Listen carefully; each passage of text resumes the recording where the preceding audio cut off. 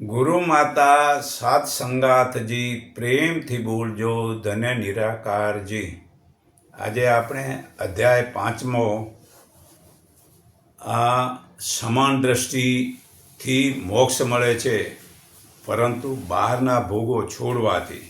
તો અધ્યાય 5માનો શ્લોક પહેલો, અર્જુને શ્રી કૃષ્ણને પૂછ્યું કે હે કૃષ્ણ, આપ કર્મોના સંન્યાસની અને વળી પાછા કર્મના યોગની પ્રશંસા કરો છો, તો એ બંનેમાંથી જે એક જ મારે માટે કલ્યાણકાર હોય તે નિષેધ કરી મને કહો, નક્કી કહો। શ્લોક બીજો, શ્રી કૃષ્ણ ભગવાને કહ્યું, કર્મ સંન્યાસ અને કર્મયોગ એ બંને ચોક્કસ કલ્યાણકારક છે, પણ તે બંનેમાં કર્મ સંન્યાસ કરતાં કર્મયોગ વધુ સારો છે। હે પાર્થ, શ્લોક ત્રીજો, હે પાર્થ, જે મનુષ્ય કશાનો વેર કરતો નથી કે કશાની ઈચ્છા રાખતો નથી, તેને સદા સંન્યાસી જાણવો, કેમ કે વેર ઈર્ષા દુદુઓથી રહિત મનુષ્ય સહેલાઈથી સંસારના આ બંધનોથી મુક્ત થઈ શકે છે। વેર ઈર્ષા છૂટી જાય તો મતલબ કે સંસારમાં મુક્તિ જ છે, પણ વેર ઈર્ષા છોડવી જ બહુ મુશ્કેલ છે। શ્લોક ચોથો, સાંખ્ય અને યોગ, જ્ઞાન અને કર્મ એ બંને જુદા જુદા છે એમ તો અજ્ઞાનીઓ જ કહે છે। પંડિત કહો કે જ્ઞાની કહો, તે કહેતા નથી કે બંને જુદા છે, કારણ કે બંને મનુષ્ય બંનેમાંથી એકનું પણ ઉત્તમ રીતે આચરણ કરે તો પણ બેયનું ફળ મળે છે। આવું ચોખ્ખું બતાવ્યું છે। બેમાં બે નહીં કરો ને એક કરો તોય પણ મતલબ કે જે છે ને જ્ઞાન પ્રાપ્ત કરો તોય પણ મતલબ કે જે ફળ મળે રહ્યું એ જ મતલબ કે કર્મથી મળે રહ્યું, પણ એટલું કે કર્મનું ફળ પરમાત્માને અર્પણ કરી દેવાથી। તો જ્ઞાનીઓને જે પરમપદને પામે છે તે જ કર્મયોગીઓ પણ પામે છે। તેથી મનુષ્ય જ્ઞાન યોગ અને કર્મયોગ એકરૂપ સમજે છે તે બરાબર સમજે છે। શ્લોક છઠ્ઠો, પરંતુ હે પાર્થ, કર્મયોગ વિના સંન્યાસ કર્મમાં કર્તાપણાનો ભાવનો ત્યાગ સિદ્ધિ થવો મુશ્કેલ છે, પરંતુ કર્મયોગમાં જોડાયેલો મુનિ સાધક વિના વિલંબે પરમાત્માને પામે છે। વિના વિલંબે, કોઈ મતલબ એમાં વિલંબ જ નથી। તો જેનું મન, આ શ્લોક 7મો, જેમનું મન પોતાને વશ છે અને જીતેન્દ્રિય છે અને શુદ્ધ અંતકરણવાળો છે, જેનો આત્મા સર્વ પ્રાણીઓનો આત્મારૂપ બન્યો છે, એવો યોગયુક્ત મનુષ્ય કર્મ કરતો હોવા છતાં પણ લિપ્ત થતો નથી। આ ગીતા અધ્યાય 8 થી 9માં હવે બતાવી છે કે એવો યોગયુક્ત તત્વજ્ઞાની મનુષ્ય જુએ, સાંભળે, સ્પર્શ કરે, સૂંઘે, ખાય કે ચાલે, ઊંઘે, શ્વાસ લે, બોલે, મળત્યાગ કરે, ગ્રહણ કરે કે નેત્ર ઉગાડે તથા આંખ મીચે તો પણ ઇન્દ્રિયોના વિષયોમાં ઇન્દ્રિયો વર્તે છે એમ સમજી હું કાંઈ જ કરતો નથી એવું માને છે। તો તત્વજ્ઞાન સમજાઈ જાય તો મતલબ કે આ પ્રકૃતિનું શરીર વડે જ આ ઇન્દ્રિયો વડે ઇન્દ્રિયો કરે છે, આત્મા કાંઈ કરતો જ નથી। પરંતુ શ્લોક 10મો, આ રીતે જે મનુષ્ય બધા કર્મ ઇન્દ્રિયો ઈશ્વરને અર્પણ કરી આસક્તિ છોડી કર્મો કરે છે, તેને જેમ કમળના પાનને પાણી સ્પર્શ કરતું નથી તેમ તે મનુષ્યને પાપો સ્પર્શ કરતા નથી, તે પાપ લાગતા નથી। તો શ્લોક 11મો, યોગીએ શરીરથી, મનથી અને બુદ્ધિથી કે ઇન્દ્રિયોથી માત્ર અંતઃકરણની શુદ્ધિ માટે જ આસક્તિ રહિત કર્મો કરે છે। શ્લોક 12મો, કર્મયોગી કર્મફળ તજીને નૈષ્ઠિક શાંતિ પામે છે અને યોગ રહિત સકામ પુરુષ કામના કરવાથી ફળમાં આસક્તિથી બંધનમાં પડે છે। શ્લોક 13મો, જે સંયમી મનુષ્ય મનથી સર્વ કર્મો કરતાપણાના ભાવને ત્યાગ કરીને નવદ્વારવાળી આ શરીર નગરી કાંઈ પણ કરતો કે કરાવતો નથી, તેમ સુખપૂર્વક રહે છે. શ્લોક 14મો. પરમાત્મા પ્રાણીઓના કર્તાપણાના કર્મોના ફળને સર્જતા નથી, પરંતુ સ્વભાવ પ્રકૃતિના પ્રમાણે જ પ્રવૃત્ત થાય છે. શ્લોક 15મો. વિભુ પરમાત્મા કોઈના પાપ કે પુણ્ય લેતા નથી. અજ્ઞાન વડે જ્ઞાન ઢંકાયેલું છે, તેથી મનુષ્ય મોહ પામે છે. પણ જેમનું અજ્ઞાન આત્મા જ્ઞાન વડે આત્માના સાચા સ્વરૂપના જ્ઞાનથી નાશ પામ્યો છે, તેમનું તે જ્ઞાન સૂર્યની પેઠે પરબ્રહ્મને પ્રકાશિત કરી દે છે. શ્લોક 17મો. તે જ્ઞાનમાં જેમનું મન એકરૂપ છે, જેમની બુદ્ધિ એકરૂપ છે, જેમના શરીરની સ્થિતિ તન્મય છે, જેઓ પરમ ભાવે તેમાં સ્થિર છે, તેઓ પાપરહિત થઈ અને જન્મ મરણના ફેરામાંથી મુક્ત થાય છે. તેવા તત્વજ્ઞાનીઓ 18મો. તેવા તત્વજ્ઞાનીઓ વિદ્યાવાળા બ્રાહ્મણમાં, ગાયમાં, હાથીમાં, કૂતરામાં તથા ચંડાળમાં પણ સમાન દ્રષ્ટિ રાખે છે. સમાન દ્રષ્ટિ રાખવી આ ગીતાની અંદર બતાવ્યું છે. તો આપણે જે હરિજન, ભંગિયા, કોલી, ચમાર એના કર્મના આધારે જે પણ ઘરે જન્મ થયો છે અને કર્મ કરે છે, પણ તમે સમાન દ્રષ્ટિ રાખો. આ મુસલમાન હોય, ક્રિશ્ચન હોય, કોઈ પણ એ હરિજન, ભંગિયાની એમાં મતલબ કે ભેદભાવ નથી રાખતા. અને આપણે મતલબ કે જે આવું ગીતાનું જ્ઞાન છે, છતાં આપણે હરિજન, ભંગિયા, કોલી, ચમારમાં સમાન દ્રષ્ટિ રાખતા નથી. એ મોટામાં મોટી ભૂલ છે. જ્યાં સુધી એ સમાન દ્રષ્ટિ નહીં થાય ત્યાં સુધી આ જગતમાં, ભારતમાં એકતા નહીં થાય. સમાન દ્રષ્ટિથી જ એકતા થશે. તો શ્લોક 19મો. જેમનું મન આવા સમાન ભાવમાં સ્થિત થયું છે, તેમણે અહીં જ જન્મ મૃત્યુરૂપી સંસારને જીત્યો છે. એટલે જીવતા જ મોક્ષ જેને કહેવાય. જેમનું મન આવા સમાન ભાવવાળું સ્થિત થયું છે, તેમણે અહીં જ જન્મ મરણરૂપી સંસાર જીત્યો છે. કારણ કે પરમાત્મા નિર્દોષ અને સમાન છે, જેથી સમાન દ્રષ્ટિવાળો મનુષ્ય પરબ્રહ્મમાં જ સ્થિત રહેલો છે. તો શ્લોક 20મો. સ્થિર બુદ્ધિવાળો મોહરહિત અને પરબ્રહ્મમાં રહેલો બ્રહ્મજ્ઞાની પ્રિય વસ્તુને પ્રાપ્ત કરી હર્ષ પામતો નથી અને અપ્રિય વસ્તુને પામી દુઃખી થતો નથી. તો હવે શ્લોક 21મો યાદ રાખો. બહારના વિષયોમાં આસક્તિવાળો મનુષ્ય જે અંતકરણમાં જે સુખ મેળવે છે, તે કરતાં અસહ્ય સુખ, ઘણું સુખ, અસહ્ય એટલે ઘણું સુખ બ્રહ્મમાં જોડાયેલા ચિત્તવાળો અનુભવે છે. આ શ્લોક 22મો. ઇન્દ્રિયો તથા વિષયોના સંબંધથી ઉત્પાદન થતા જે ભોગો છે, તે જ બધા સુખનું કારણ છે અને આદિ તથા અંતવાળા આવવા જવાવાળા છે. હે અર્જુન, એટલે જ્ઞાની પુરુષ તેઓમાં રમતો નથી, તેવું કરતો નથી જ્ઞાની. શ્લોક 23મો. જે મનુષ્ય મૃત્યુ પહેલાં કામ અને ક્રોધથી ઉત્પાદન થતો વેગને અહીં જ રોકે છે, એટલે કે તેમને થવા દેતો નથી, તે યોગી છે અને તે સુખી છે. શ્લોક 24મો.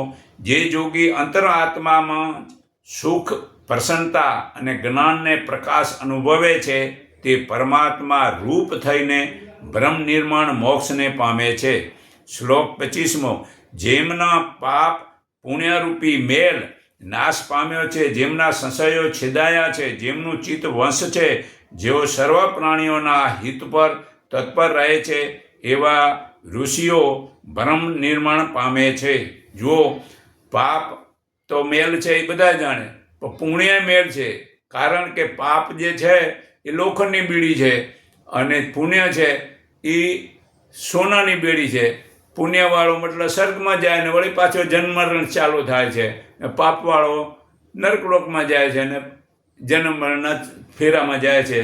તો પાપ અને પુણ્ય બંને મેલ છે, પણ સમાન જે વ્યક્તિ મતલબ કે ઉચ્ચ કોટીનો જ્ઞાની હોય એને મતલબ કે દાન દેવાથી મતલબ કે સ્વાર્થ વગરનું તો મતલબ કે સારું છે. તો શ્લોક 26મો. જેમને પોતાના સ્વરૂપનું આત્માનું જ્ઞાન થયું છે, જેઓ કામ ક્રોધથી મુક્ત થઈ ગયા છે, જેમણે ચિત્તને વશ કર્યું છે તેવા સાધકને સર્વત્ર નિર્વિકલ્પ પરમાત્માનો જ અનુભવ થાય છે. આ મતલબ કે જે છે ને આ જેને આત્માનું જ્ઞાન થયું છે તે આ પરમાત્મા બધે જ અહીંયા છે એવો એને અનુભવ થાય છે. હવે શ્લોક 27 ને 28 યાદ રાખો, બહારના ભોગોને અંતકરણમાં ચિતર્યા વગર આ આંખોની દ્રષ્ટિ જે છે એ ભ્રકુટીની વેચમાં એટલે અહીંયા સ્થિર કરીને નાકમાં અંદર ચાલતા પ્રાણ તથા અપાનને સમાન કરી જેણે ઇન્દ્રિયો, મન અને બુદ્ધિને વશ કર્યા છે, તેમજ જેની ઈચ્છા, ભય અને ક્રોધ નાશ પામ્યા છે, એવો જે સાધક મોક્ષની સાધનામાં તત્પર રહે છે તે સદા મુક્ત છે. તો આ સાધના કરવાની છે. આ નાકમાં આવતા જતા શ્વાસને, આ ભ્રકુટીને અહીંયા મૂકવાની. આ સુરતા કુંવારીએ તે ગંગા જાઉં, જમુના જાઉં, કેદારનાથ જાઉં, ક્યાંય જવાની નથી. પરમાત્મા અહીંયા એ પહેલાં તું શરીરમાં શ્વાસોશ્વાસની ક્રિયા કર અને પછી આ દ્રષ્ટિને નાભીમાં લઈ જા અને પછી તાને બ્રહ્મ જ્ઞાન થઈ જાય તો આ પરમાત્મા બધે છે એમાં મતલબ આનંદ લૂંટોને વીરા. તો શ્લોક 29 તે મને યજ્ઞનો અને તપના ભોગતા તરીકે સર્વલોકના મહેશ્વર તરીકે અને સર્વ પ્રાણીના સ્વાર્થ રહિત મિત્ર તરીકે જાણી શાંત પામે છે. તો ભાઈઓ, આ પ્રાર્થના મારા વીરાઓ સાથે રહીને કરો, કેટલો લાભ થાય છે એ જાણો. પ્રાર્થનાનો લાભ સર્વે ઉઠાડો. સર્વે પ્રાર્થનામાં પ્રાર્થના કરવાનું બતાવે છે. સર્વે ધર્મોમાં પ્રાર્થના કરવાનું બતાવે છે. સર્વે ધર્મ, બધા ધર્મ કહેરા કે ભાઈ પ્રાર્થના કરો સમૂહમાં.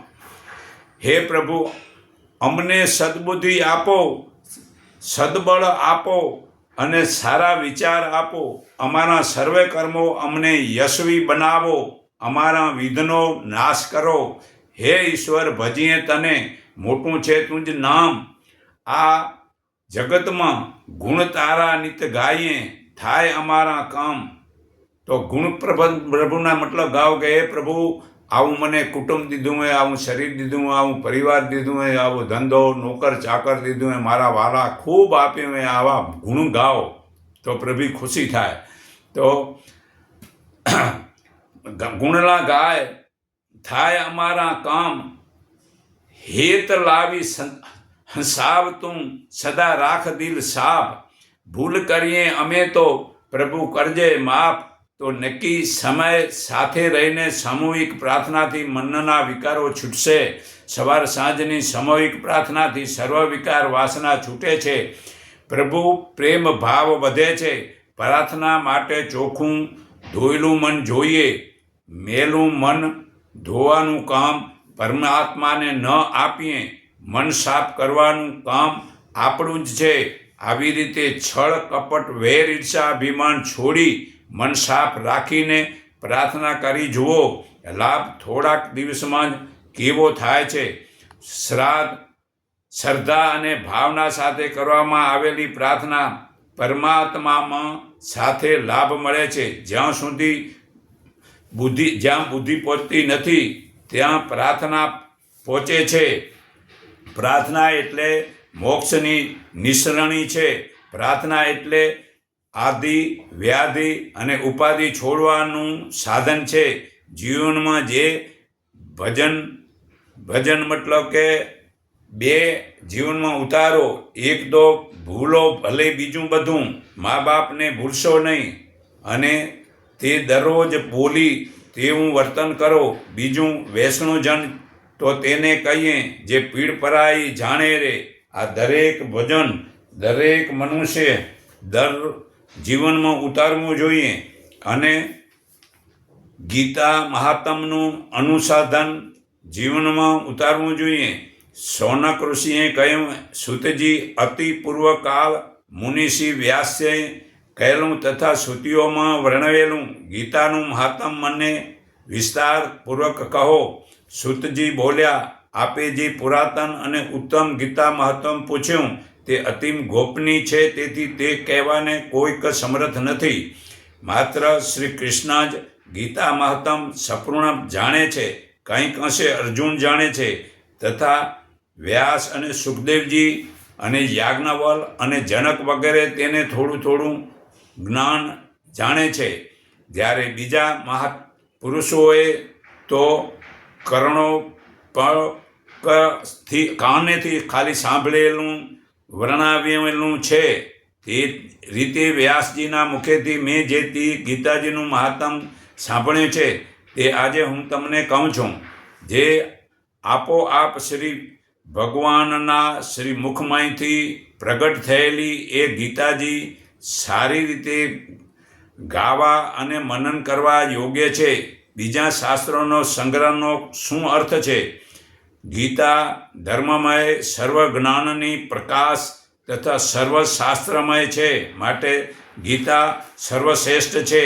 જે મનુષ્ય આ ઘોર સંસાર સાગરને તરી જવા ઈચ્છે છે તે ગીતારૂપી નાવ પર ચઢી સુખપૂર્વક પાર પહોંચી શકે છે.